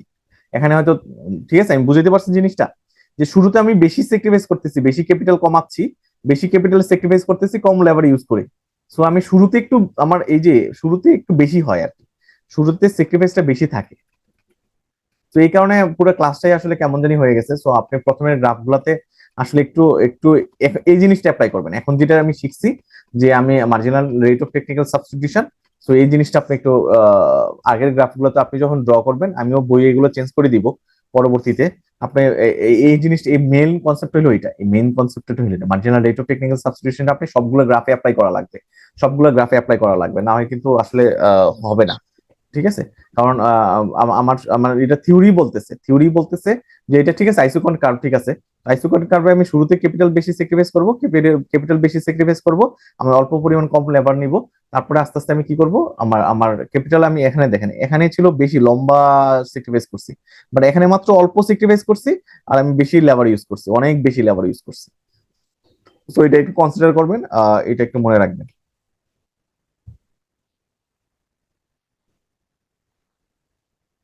তো isoquant and principle of diminishing marginal rate of technical substitution, এই কথাগুলো আমরা এতক্ষণ পড়লাম, গ্রাফিক্যালি পড়লাম। সো এখন আমরা চলে যাচ্ছি রিটার্ন টু স্কেলে চলে যাচ্ছি। রিটার্ন টু স্কেলের মূল কথা হলো রেট, আমি রেট বের করতেছি, রিটার্ন টু স্কেল মানে রেট বের করতেছি। আমি আমার ইনপুট কি পরিমাণে বাড়াইলে আউটপুট বাড়ে, ওই রেটটা বের করার চেষ্টা করতেছি। যেমন ইনপুট কি পরিমাণ বাড়াইলে আমি আউটপুট কি পরিমাণ বাড়তেছে, ওই রেটটা বের করতেছি আমার রিটার্ন টু স্কেলের মাধ্যমে। ঠিক আছে, ইনক্রিজিং রিটার্ন টু স্কেল হলো আমার output increasing return to scale হলো আমার ওই পয়েন্টটাকে আমি বুঝাবো যে output increase by greater percentage than input. আমার আউটপুট যদি বেশি বাড়ে, আমি ধরেন 2 ইউনিট ইনপুট দিলে আমার 4 ইউনিট আউটপুট বাড়তেছে, ওইটাকে আমি বলবো increasing return to scale. Constant return to scale আমি 2 ইউনিট ইনপুট দিলে 2 ইউনিট রিটার্ন বাড়ে। Decreasing return to scale 2 unit return input দিলে আমি 1 ইউনিট রিটার্ন বাড়তেছে, ওইটা হলো decreasing return to scale. Clear? খুব সহজ। আমরা এই চ্যাপ্টারই, আমরা মডিউলেরই আমি কস্ট এবং কস্ট কার্ভে চলে যাচ্ছি। তো প্রোডাকশন কস্ট আমরা এখানে একেবারে এই পার্টে আমরা একবারে থিওরিটিক্যাল পড়া পড়বো, যে আমরা প্রোডাকশন এন্ড কস্ট। তো টোটাল কস্ট কোনটা আমরা অলরেডি জানি, টোটাল কস্ট হলো আমরা কোনো একটা পরিমাণ, আমরা 10 ইউনিট প্রডিউস করার জন্য যদি 100 টাকা খরচ হয়, ওইটা হলো আমার টোটাল কস্ট। ফিক্সড কস্ট কোনটা এটা আমরা জানি, আমার রেন্ট এবং লোন পেমেন্ট এগুলো ফিক্সড কস্ট। ভেরিয়েবল কস্ট কোনটা আমরা জানি, এটা এখানে আবার আসছে। এখন আমরা এটা গ্রাফিক্যালি দেখবো, আমরা যেটা জানতাম এতক্ষণ এটা গ্রাফিক্যালি দেখবো। তো ফিক্সড কস্ট ধরেন আমার 100 টাকা, আমি রেন্ট এবং আমার যে স্যালারি দিচ্ছি লেবারদের, এটা আমার ফিক্সড কস্টের গ্রাফটা এরকম হয়। আমার ভেরিয়েবল কস্ট কোনটা, আমি যত বেশি প্রডিউস করবো র মেটেরিয়াল তত বেশি লাগবে, র মেটেরিয়াল তত বেশি লাগবে। তো এটা শুরু থেকে শূন্য থেকে শুরু করে আস্তে আস্তে আস্তে আস্তে আস্তে আস্তে বাড়তে থাকে। আমি যখন কোনো কিছু প্রডিউস করি না তখন জিরো, যখন প্রডিউস করা শুরু করি আস্তে আস্তে বাড়তে থাকে। তো আমার আমার টোটাল টোটাল কস্ট কোনটা, টোটাল কস্ট হলো আমার fixed cost plus variable cost, total cost. এই কারণে টোটাল কস্ট এখান থেকে শুরু হয়েছে। ফিক্সড কস্ট আমি কোনো কিছু প্রডিউস না করলে আমার ফিক্সড কস্ট থাকে, ধরেন 100 টাকা আমার ফিক্সড কস্ট, কোনো কিছু প্রডিউস না করলে আমার ফিক্সড কস্ট হবে। টোটাল কস্টটা হলো আমার ফিক্সড কস্ট থেকে শুরু হবে, আস্তে আস্তে এইভাবে বাড়তে থাকবে। সো আমার ভেরিয়েবল কস্ট যেভাবে উপরে উঠবে আমার টোটাল কস্ট উপরে উঠবে। সেটা আমরা গ্রাফিক্যালি দেখলাম। আহ তো এবার আসি marginal cost. Marginal cost, average cost এবং এভারেজ ভেরিয়েবল কস্ট। তো মার্জিনাল কস্ট আমরা দেখছি যে লাস্ট ইউনিট প্রডিউস করলে যা আমার দরকার হয়, যে change in total cost, change in quantity, এটা আমরা শিখে আসছিলাম আগে। তো এগুলো রিপিটেশন, আমরা আমরা ডিটেলে যাচ্ছি না, বাট গ্রাফিক্যালি দেখার চেষ্টা করতেছি। আমরা এখানে গ্রাফটা শিখবো আর কি, ঠিক আছে। তো গ্রাফটা কি, আমার এভারেজ ফিক্সড কস্ট, আমার দেখেন আমার এভারেজ ফিক্সড কস্ট এইভাবে ডাউন হওয়া হচ্ছে কেন, আমার এভারেজ ফিক্সড কস্ট ডাউন হওয়া হচ্ছে কেন, আমার এভারেজ ফিক্সড কস্ট ডাউন হওয়া হচ্ছে কেন? কারণ আমি লজিক্যালি বুঝাচ্ছি আপনাদেরকে। আমি বলছিলাম ফিক্সড কস্ট 100 টাকা, তাই না? 100 টাকা আমার 10 ইউনিট যদি প্রডিউস করি তাহলে 100 টাকা, 20 ইউনিট প্রডিউস করলে 100 টাকা। তো নিচে তো কোয়ান্টিটি, তাই না? যখন আমি 10 ইউনিট প্রডিউস করছি তখন হয়তো আমার, যে 10 ইউনিট যখন প্রডিউস করছি তখনও আমার 100 টাকা, যখন 20 ইউনিট প্রডিউস করতেছি আমার এভারেজ কমে যাচ্ছে, এভারেজ কমে যাচ্ছে। 20 ইউনিট করলে আমার, 10 ইউনিট করলে আমার কি হচ্ছে, আমি একটু আবারও যাই, আমি একটু শুরু থেকে যাই। আমার ফিক্সড কস্ট 100 টাকা, 10 ইউনিট প্রডিউস করলে আমার হচ্ছে পার ইউনিটে 10 টাকা পড়তেছে। সো আমার 100 টাকা, আমি যদি 20 ইউনিট প্রডিউস করি পার ইউনিটে আমার 5 টাকা পড়তেছে।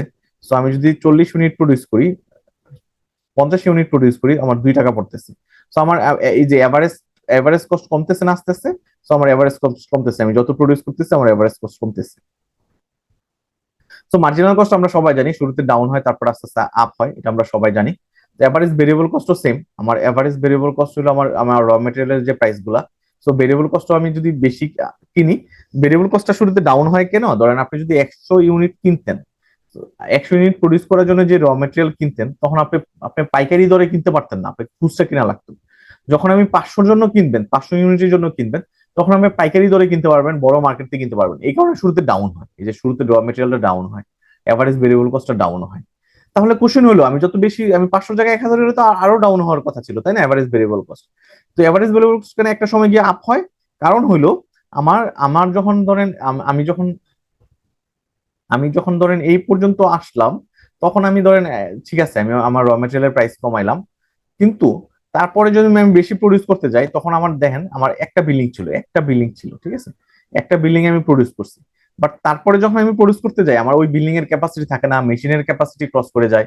আমি হয়তো ওই মেশিন দিয়ে 100 ইউনিট প্রডিউস করতে পারতাম, ঠিক আছে। তো 100 থেকে যদি আমি 200-তে যাই, যদি 200-তে যাই, তখন কিন্তু আমার আরেকটা মেশিন কিনা লাগতেছে, তখন কিন্তু আমার এই যে ভেরিয়েবল কস্ট আর ভেরিয়েবল থাকতেছে না, আমার এডিশনালি ফিক্সড কস্ট ইনকাম করা লাগতেছে। এই কারণে এটা এভারেজ ভেরিয়েবল কস্ট আপওয়ার্ড হচ্ছে, ঠিক আছে।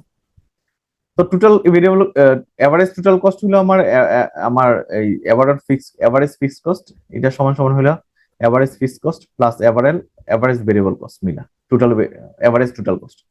তো এভারেজ টোটাল কস্ট তো আমার এই দুটো গ্রাফের যদি মিলন, এটা আমার এইভাবেই হবে, আপওয়ার্ডই হবে।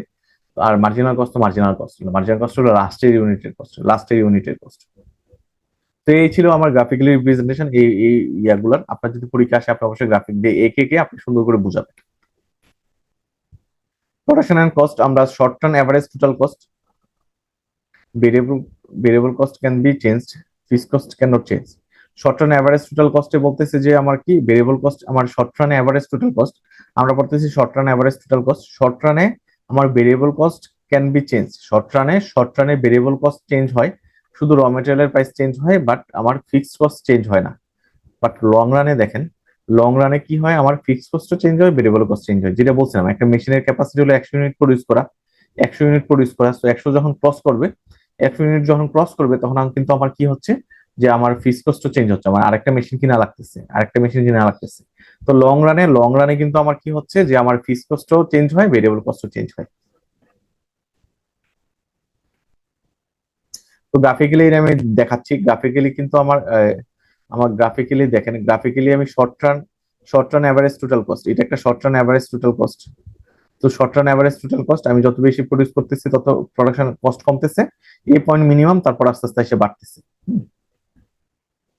কিন্তু আমি যখন আমি এই পয়েন্ট আমার ম্যাক্সিমাম কোয়ান্টিটি 100 ইউনিট, আমি যখন 200 ইউনিট প্রডিউস করতে যাব, 200 ইউনিট প্রডিউস করতে যাব, তখন আমার আরেকটা মেশিনারি কিনা লাগবে।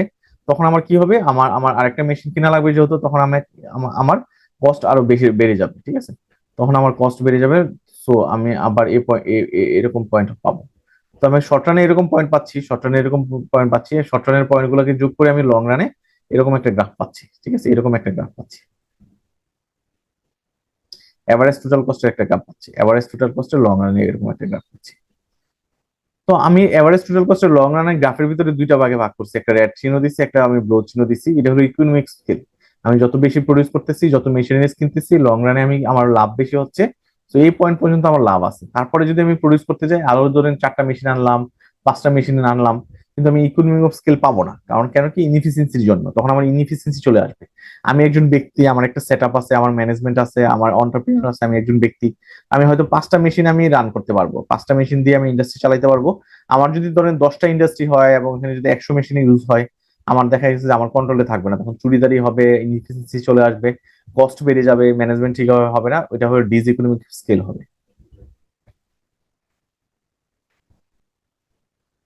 তো ইকোনমিক স্কেল কখন, যখন আমার কি হয়, আমরা ইকোনমিক স্কেলের ব্যাপারে পড়ে আসছি, যে আমার আমার যখন কস্ট কমতে থাকবে, পার ইউনিটের কস্ট যখন কমবে, ওইটা হবে economic scale.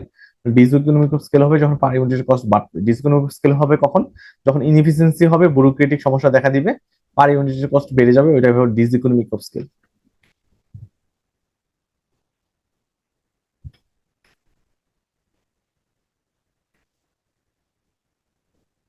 So constant return to scale, average total cost curve, flat portion of the long run average total cost curve. So আমার এটা শিখলাম আমরা। সো মিনিমাম এফিশিয়েন্ট পয়েন্ট হলো যেখানে লোয়েস্ট আর কি, long run average total cost curve. আমার efficient point কোনটাকে বলবো, আমি আমি ইফিশিয়েন্ট পয়েন্ট বলবো হলো এটাকে, এই পয়েন্টটাকে ইফিশিয়েন্ট পয়েন্ট বলবো, যেখানে long run average total cost curve একবারে লোয়েস্ট হয়, একবারে মিনিমাম হয়, এটাকে আমি ইফিশিয়েন্ট পয়েন্ট বলবো। এই পয়েন্ট হলো আমার ইফিশিয়েন্ট পয়েন্ট, ওই কথাটাই বলছে এখানে, যে ইফিশিয়েন্ট মিনিমাম ইফিশিয়েন্ট স্কেল কোনটা, যে যেখানে long run average total cost curve it's lowest, যেখানে লোয়েস্ট থাকে ওইটা হলো আমার ইফিশিয়েন্ট পয়েন্ট। তো আমি আপনাদের একটু সুযোগ দিচ্ছি, স্কোপ দিচ্ছি জিনিসগুলো বোঝার জন্য, ব্রেনটাকে একটু রেস্ট দেওয়ার জন্য। তো এই চ্যাপ্টার একবারে শেষে চলে আসছি আমরা আমরা হয়তো লাস্টে, আমরা একবারে শেষে চলে আসছি এই চ্যাপ্টারে। আর দুই একটা 3-4টা স্লাইড আছে এবং স্লাইড গুলো খুবই সহজ। তো স্লাইডে যাওয়ার আগে আমি একটা জিনিস পড়তেছি, একটু একটু একটু যে আমরা এতক্ষণ যে আলোচনা করছি, ফিক্সড কস্ট নিয়ে কথা বলছি, মার্জিনাল কস্ট নিয়ে কথা বলছি, ভেরিয়েবল কস্ট নিয়ে কথা বলছি, টোটাল কস্ট নিয়ে কথা বলছি, এভারেজ ভেরিয়েবল কস্ট নিয়ে কথা বলছি, এভারেজ টোটাল কস্ট নিয়ে কথা বলছি, এভারেজ ফিক্সড কস্ট নিয়ে কথা বলছি, অনেক কিছু নিয়ে কথা বলছি। আমি গ্রাফিক্যালি আপনাদের দেখাই দিচ্ছি কি হয়। এখন একটু ম্যাথমেটিক্যালি আপনাদের বোঝানোর চেষ্টা করব। আপনার ব্রেনটাকে আমি নষ্ট করার চেষ্টা করতেছি, ব্রেনটাকে পুরো গুলাই ফেলার চেষ্টা করতেছি। তো কিছু মনে করবেন না, আমি তারপর ক্লিয়ার করে দিব। আমি আমি এটা শিওর থাকেন, আপনাকে যতই কনফিউশনে ফেলাই না কেন, আমি ক্লিয়ার করে দিচ্ছি। তো ফিক্সড কস্ট আমি যাই প্রডিউস করি না কেন, 6টা প্রডিউস করা পর্যন্ত ফিক্সড কস্ট 20 টাকা আমার। মার্জিনাল কস্ট আমার কি করতেছে, আমি শুরুতে মার্জিনাল কস্ট আমার কি, আমি যখন আমি মার্জিনাল কস্ট আমার হলো 10 থেকে 5-এ যাচ্ছে, আবার 10-এ যাচ্ছে, এটা ভেরি করে, মার্জিনাল কস্ট ভেরি করে। ভেরিয়েবল কস্ট হলো আমি যত বেশি র মেটেরিয়ালের খরচ, যত বেশি আমি প্রডিউস করতেছি, তত বেশি বাড়তেছে। দেখেন 10 থেকে 15-তে যাচ্ছে, 25-এ যাচ্ছে, 40-এ যাচ্ছে, 60-এ যাচ্ছে, 85-এ যাচ্ছে।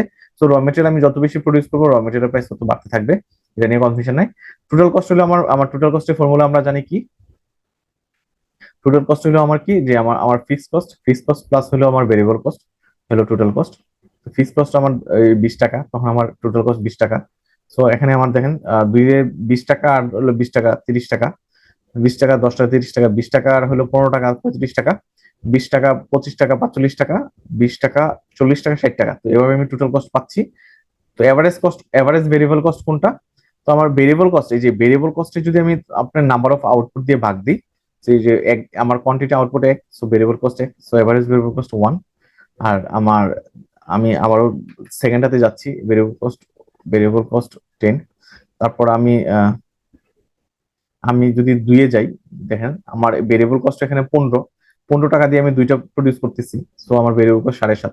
ঠিক আছে, আমি 15 divided by variable cost 15 divide by 2, 25 divide by 3, তখন হবে আর 8.33।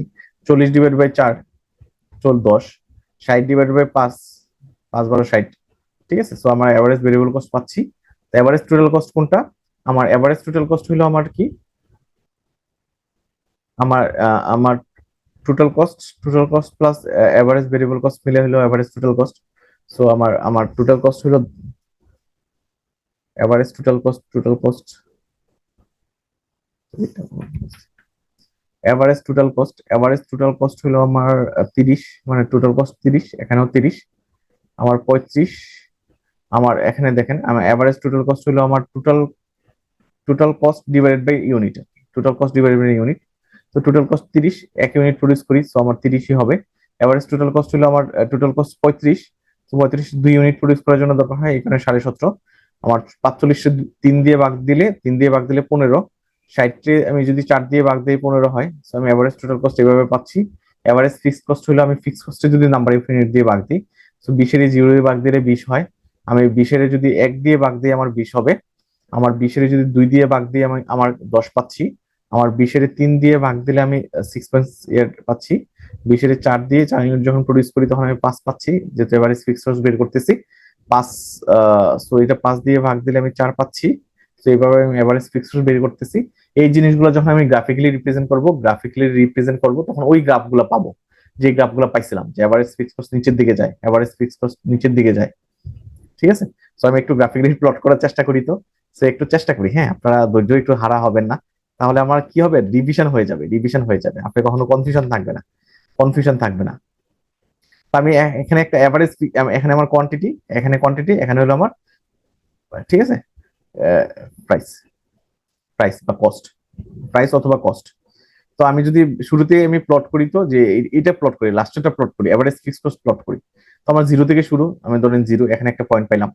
তো আমার যখন 1 ইউনিট, তখন আমি আমার এভারেজ ফিক্সড কস্ট 20।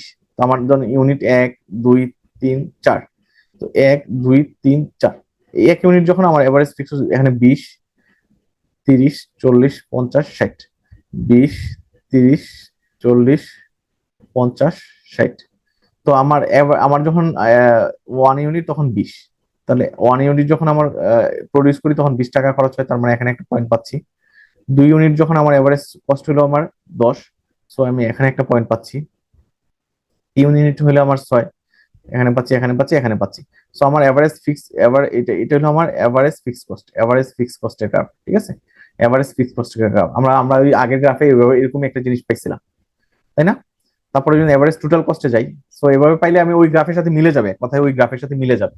আপনি যদি এই ডেটাগুলো প্লট করেন, গ্রাফিক্যালি প্লট করে দেখবেন যে ওই ওই গ্রাফগুলোর সাথে মিলে যাবে আমি যে গ্রাফগুলো শিখাইছি আপনাদের। তো আমি আর পেছনে গেলাম না, ক্লাসটা লেন্দি হয়ে যাবে। এবার আমরা কিছু থিওরিটিক্যাল পড়া পড়বো। রেভিনিউ কাকে বলা হয়? আমি 10 ইউনিট সেল করি, 10 টাকা করে সেল করি, ঠিক আছে, সো 100 টাকা আমার রেভিনিউ। সো আমার কি করতেছি আমি, যে আমার টোটাল রেভিনিউ কোনটা, প্রাইসটি আমি গুণ করতেছি কোয়ান্টিটি দিয়ে, তাই না? তো আমি টোটাল রেভিনিউ পাচ্ছি। মার্জিনাল রেভিনিউ কথা কোনটা, total revenue, change in total revenue, change in quantity. So আমি লাস্টের ইউনিট সেল করার জন্য যা পাচ্ছি ওইটা হলো মার্জিনাল রেভিনিউ। এক্সপ্লিসিট কস্ট কোনটা? এক্সপ্লিসিট কস্ট হলো আমার কি, যে pocket cost paid to the business owner. আমি কি করতেছি, আমি কি করতেছি, রেন্ট দিচ্ছি, আমি স্যালারি দিচ্ছি, এগুলো আমার এক্সপ্লিসিট কস্ট। বাট আমি যে অন্টারপ্রেনিয়র, আমি যে নিজে খাটতেছি, আমি যদি জব করতাম, আমি জব করলে 1 লাখ টাকা পাইতাম, ঠিক আছে, 1 লাখ টাকা পাইতাম। বাট আমি যে জব না করে কাজটা করতেছি ওইটা এখানে আসে না, ঠিক আছে, এই এক্সপ্লিসিট কস্টে আসে না। তো ইমপ্লিসিট কস্টে আসে, যে অপরচুনিটি লস্ট, ঠিক আছে, এটা এখানে আসে। তো আমি সরি, এখানে আমি একটা একটা জিনিস ভুল বলছি, আমি জব করলে হয়তো 1 লাখ টাকা পাইতাম, আমি জব করলে 1 লাখ টাকা পাইতাম, 1 লাখ টাকা পাইতাম। তো আমি 1 লাখ টাকা এখানে হয়তো স্যালারি হিসেবে নিয়ে আসতেছি, আমার অন্টারপ্রিনিয়রের মালিক হিসেবে স্যালারি হিসেবে নিয়ে আসতেছি, এটা এক্সপ্লিসিট কস্ট আসতেছে, 1 লাখ টাকা এক্সপ্লিসিট কস্ট আসতেছে। আসতেছে না কোনটা, আমি জব করলে আমি সিকিউর ছিলাম, তাই না, আমি 1 লাখ টাকা মাস শেষে পাইতামই সবসময়। বাট এখন যদি আমি ব্যবসা করি, এখানে রিস্ক জড়িত, আমি অনেক পরিশ্রম করতেছি, ওইটা আসতেছে না। ইমপ্লিসিট কস্ট আবার ওইটা আসতেছে, আমি যে রিস্ক নিচ্ছি ওইটা ইমপ্লিসিট কস্ট আসতেছে। অ্যাকাউন্টিং প্রফিট আর ইকোনমিক প্রফিটের ভিতরে ডিফারেন্স কি? অ্যাকাউন্টিং প্রফিট হলো বলতেছে যে আমার কি, আমার খরচ হয়েছে 100 টাকা, হ্যাঁ, আমি সেল করছিও 100 টাকা, সো আমার অ্যাকাউন্টিং প্রফিট 0। আমি খরচ করছি 100 টাকা, সেল করছি 120 টাকা, ঠিক আছে, সো আমার আমার প্রফিট হলো 20 টাকা, আমার 20 টাকা প্রফিট। এটা হলো অ্যাকাউন্টিং প্রফিট। ইকোনমিক প্রফিট বলতেছে আমার যে ইমপ্লিসিট কস্ট আছে, আমি যে রিস্ক নিচ্ছি, হ্যাঁ, তো আমি যে রিস্ক নিচ্ছি ওইটাও এখানে আমার কাউন্ট হবে, ইকোনমিক প্রফিটে কাউন্ট হবে, ঠিক আছে, ইকোনমিক প্রফিটে কাউন্ট হবে। সো আমার খরচ হচ্ছে 100 টাকা, আমার স্যালারি আমি লস করছি 20 টাকা, ঠিক আছে, আমি যে রিস্ক নিচ্ছি ওইটা 20 টাকা, তো আমার 120 টাকা। তো 120 টাকা আমি যদি 140 টাকা সেল করি তাহলে আমার আমার 20 টাকা লাভ হবে। ইকোনমিক প্রফিট হলো ওইটা যে যেখানে আমার কি হয়, আমার ইমপ্লিসিট কস্টটা আমি কনসিডার করে থাকি। অ্যাকাউন্টিং প্রফিটে আমি ইমপ্লিসিট কস্ট কনসিডার করি না, ইকোনমিক প্রফিটে ইমপ্লিসিট কস্ট কনসিডার করি। Revenue minus explicit cost, implicit cost. আর এখানে শুধু revenue minus explicit cost.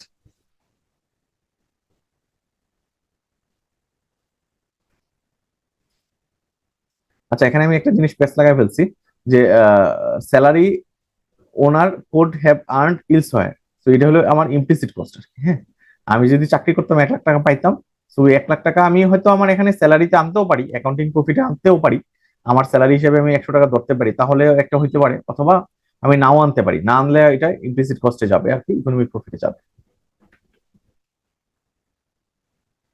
Revenue cost and profit, break even zero economic profit কোথায়, যেখানে আমার টোটাল রেভিনিউ টোটাল কস্ট সমান, 100 টাকা আমার রেভিনিউ, 100 টাকা খরচ, তো এটা আমার break even point. Profit maximize কখন হয়, আমার যখন আমার প্রফিট ম্যাক্সিমাইজ হবে যত বেশি রেভিনিউ হবে, ঠিক আছে।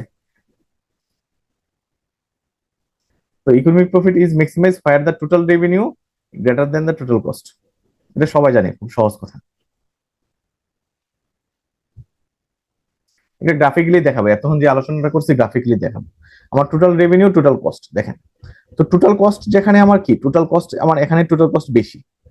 আমার এই পয়েন্টে দেখেন, এই পয়েন্ট গুলাতে আমার টোটাল কস্ট হলো, আমার ধরেন আমি যদি এই পয়েন্টের কথা চিন্তা করি, এই পয়েন্টের কথা চিন্তা করি, আমার হলো কোয়ান্টিটি হলো 10 ইউনিট আমি প্রডিউস করি। সো আমি খরচ করতেছি হলো আমার 100 টাকা, বাট আমি রেভিনিউ আনতেছি, আমার টোটাল রেভিনিউ হলো এই গ্রাফটা সবুজটা। তো রেভিনিউ হলো আমার কত, রেভিনিউ হলো আমার 80 টাকা। সো আমি 20 টাকা লস করতেছি, এখানে 20 টাকা লস করতেছি, এই এরিয়াটা আমার লস। আবার যদি এই পয়েন্টে আসি, আমার লাভও নাই লসও নাই, আমার আমার 100 টাকা খরচ, 100 টাকা খরচ, আমার রেভিনিউ 100 টাকা। এই দুইটা কার্ভকে, রেভিনিউ কার্ভকে এখানে ছেদ করছে, আমার কস্ট কার্ভকে এখানে ছেদ করছে, এখানে আমার ম্যাক্সিমাম হয়, এই পয়েন্টে আমার ম্যাক্সিমাম। এই পয়েন্টে আমার কিন্তু দেখেন, আমার এই পয়েন্টে আমার খরচ হলো 100 টাকা, আমার রেভিনিউ হলো 120 টাকা। সো আমার এই পয়েন্টে 120 টাকা আমার প্রফিট থাকে, এই পয়েন্টে আমার ম্যাক্সিমাম পয়েন্ট, আমার তারপরে আবার ডাউন হয়ে যায়। তো এরকম বাস্তবে এরকম হয়। সো এটা গ্রাফিকেও আপনি প্রফিট ম্যাক্সিমাইজ কোন পয়েন্টে হয় এটা আপনি বুঝাইতে পারবেন। তো প্রফিট ম্যাক্সিমাইজ কোথায় হয়, আমার মার্জিনাল রেভিনিউ মার্জিনাল কস্ট যেখানে সেট করে, মার্জিনাল রেভিনিউ মার্জিনাল কস্ট যখন কস্ট যেখানে সেট করে, ওইখানে আমার প্রফিট ম্যাক্সিমাইজ হয়। তার উপরে যদি আমি যাই, এই পয়েন্টের উপরে যদি যাই, একটু দেখেন, এই পয়েন্টের উপরে যাওয়া মানে হলো আমার কি, যে আমি 120 টাকা খরচ করতেছি, মার্জিনাল কস্ট হলো 120 টাকা, বাট আমার রেভিনিউ কিন্তু এখানে 100 টাকা, তো আমি 20 টাকা লস করতেছি। ক্লিয়ার?